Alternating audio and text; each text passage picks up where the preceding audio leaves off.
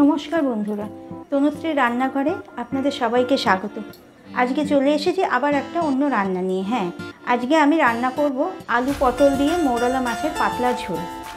আজকে আর বেশি কিছু বলবো না, চলুন সরাসরি চলে যাই রান্নাতে। আজকে রান্নার জন্য আমি নিয়েছি মৌরলা মাছ, রান্নার প্রধান উপকরণ। আলুগুলোকে আমি ধুয়ে কাটি করে কেটে নিয়েছি। মৌরলা মাছগুলোকে ধুয়ে নুন হলুদ মাখিয়ে রেখে দিয়েছি। নিয়েছি পটলগুলোকে মাঝখান থেকে চিড়ে চ্যাপটা করে কেটে রেখেছি। আমি খোলাগুলো সম্পূর্ণ বাদ দিয়ে দিয়েছি। আর নিয়েছি ফোড়নের জন্য কালো জিরে আর 2 কাঁচা লঙ্কা। নিয়েছি 1 ইঞ্চি আদা আর 2 টিস্পুন জিরে, গোটা জিরে। এই আদা আর জিরেটা আমি পেস্ট করে নেব। নিয়েছি একটা মাঝারি সাইজের টমেটো পেস্ট, রয়েছে স্বাদ মতো নুন আর হলুদ। এবার চলুন আমি রান্নায় চলে যাই। কড়াইটাকে আগের থেকেই গ্যাসের বসিয়ে দিয়েছি, কারণ কড়াই ভালো করে না থাকলে মাছ ভালো করে ভাজা যায় না। আমার কড়াইটা এখন ভালো মতো তেতে গেছে। এবার আমি কড়াইয়ে তেল দিয়ে দিচ্ছি।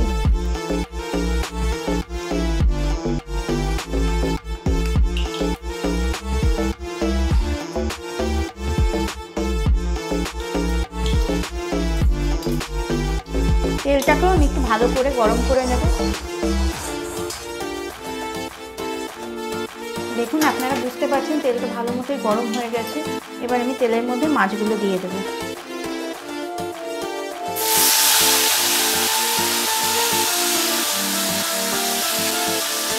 মাছগুলো আমি এখনই নাড়াচাড়া করছি না, একটুখানি ভাজা হলে তারপর উল্টে দেবো। এখন খুন্তি দিলেই মাছগুলো ভেঙে যাবে। দেখুন, আমার মাছগুলো প্রায় ভাজা হয়েই এসেছে। আমি একটু ক্লোভে নিয়ে দেখাচ্ছি আপনাদের। এই পর্যায়ে মাছগুলোকে তুলে নেব। এইভাবে আমি বাকি মাছগুলোকেও ভেজে নেব।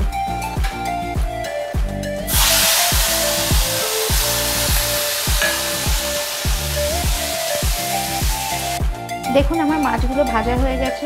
এবার আমি কড়াইয়ের মধ্যে যে অল্প তেল আছে, এই তেলের মধ্যেই পটলগুলো দিয়ে দেব।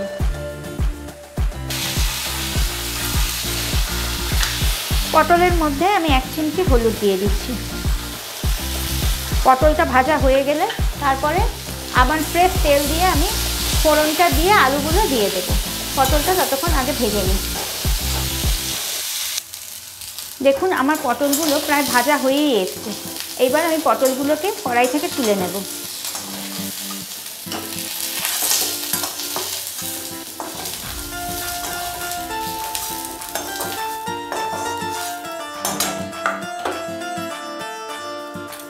আমি কড়াইয়ে আবার একটু তেল দিয়ে দিয়েছি।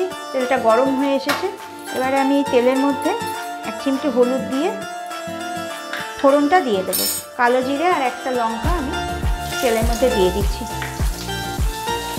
কালো জিরেটা 2-3 সেকেন্ড ভাজার পর আলুগুলো আমি ছেড়ে দিচ্ছি।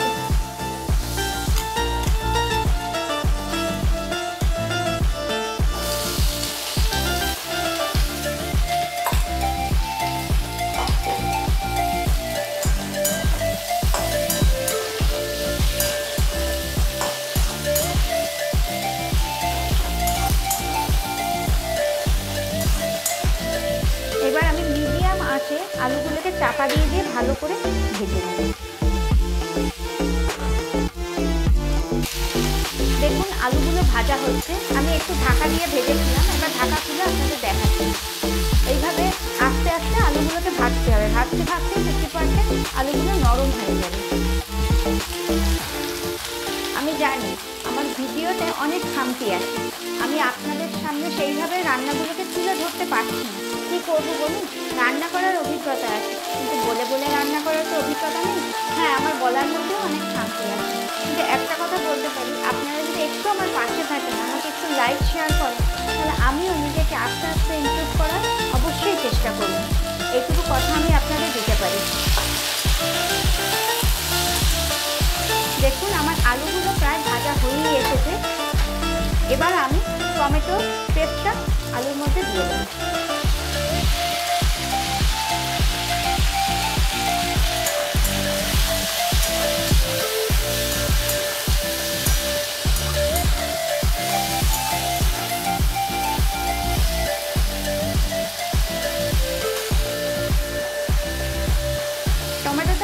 ভাজা হয়ে গেলে দিয়ে দেবো আদা জিরে বাটা, নুন, হলুদ।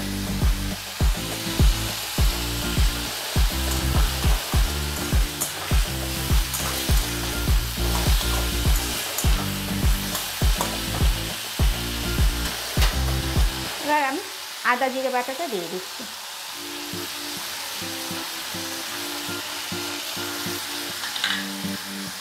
দিয়ে দিচ্ছি স্বাদ মতো নুন, দিয়ে দিচ্ছি হলুদ।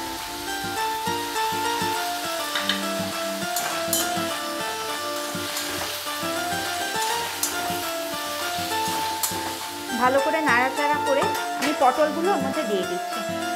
আচ্ছা, আমি মৌরলা মাছগুলো একটু কড়া করে ভেজে নিয়েছি, আপনারা চাইলে একটু নরম করেও ভাজতে পারেন। আমার কড়া ভাজা ভালো লাগে, তাই আমি কড়া করে ভেজেছি।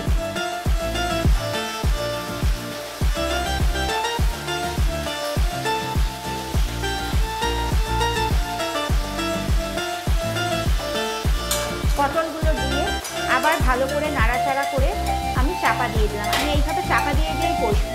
একবার আমার মতো রান্না চাপা দিয়ে দিয়ে কষিয়ে দেখবেন, রান্নার টেস্ট কিন্তু খুব ভালো হয়। দেখুন আমার আলু পটলগুলো কষানো প্রায় হয়েই এসেছে। মশলাগুলো পুরো আলু পটলের গায়ে সুন্দরভাবে মেখে গেছে। দেখুন আলুটাও অনেকটা নরম হয়ে এসেছে।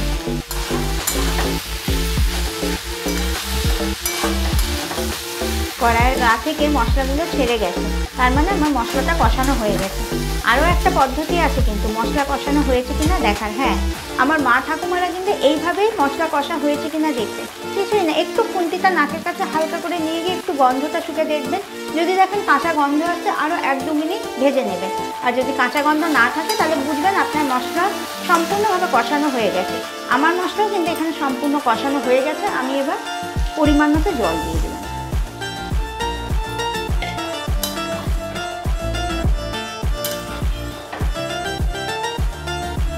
একটুখানি জলটা ফুটে উঠুক, আমি চাপা দিয়ে দিচ্ছি, তারপর মাছগুলো দিয়ে দেবো।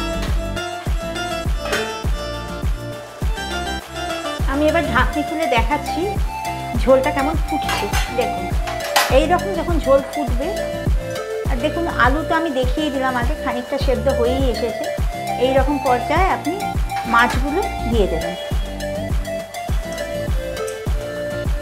আচ্ছা, আর একটা কথা, আপনারা আমার রান্নাগুলো ফলো করলে বুঝতেই পারবেন যে আমি একটু লঙ্কাটা কম দিই। হ্যাঁ, আমি ঝাল কম খাই, বা আমাদের বাড়ির সবাই ঝাল কম খায়, সেই জন্য আমি লঙ্কা কম ব্যবহার করি। আপনারা আপনাদের স্বাদ মতো লঙ্কা ব্যবহার করতেই পারেন। আমি আরও 2টো লঙ্কা এখানে ফাটিয়ে দিয়ে দিলাম। কেউ যদি চান তাহলে শুকনো লঙ্কার গুঁড়োও ব্যবহার করতে পারেন। আমি খুব একটা শুকনো লঙ্কার গুঁড়ো পছন্দ করি না, তাই আমি রান্নায় শুকনো লঙ্কা দিই না। এবার ঝোলটা ফুটতে থাকুক, ফিরে আসছি আর কিছুক্ষণ পর। আমি চাপা দিয়ে দিলাম। আমি মিনিট 4 চাপা দিয়ে এইভাবে তরকারিটা রান্না করলাম, মাছের তরকারিটা। এবার খুলে দেখাচ্ছি। দেখুন আমার মৌরলা মাছের আলু পটল দিয়ে ঝোল প্রায় রেডি হয়ে গেছে। আমি একটা আলু আপনাদের কেটে দেখাচ্ছি, দেখুন কি সুন্দর নরম হয়ে গেছে।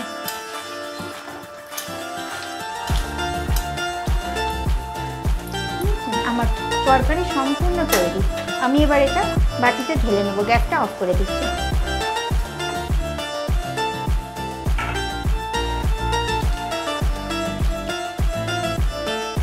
তৈরি হয়ে গেল আমার আলু পটল দিয়ে মৌরলা মাছের ঝোল। আবার ফিরে আসবো পরের কোনো ভিডিও নিয়ে। আজ এই পর্যন্তই থাক। আপনারা ভালো থাকবেন, সুস্থ থাকবেন।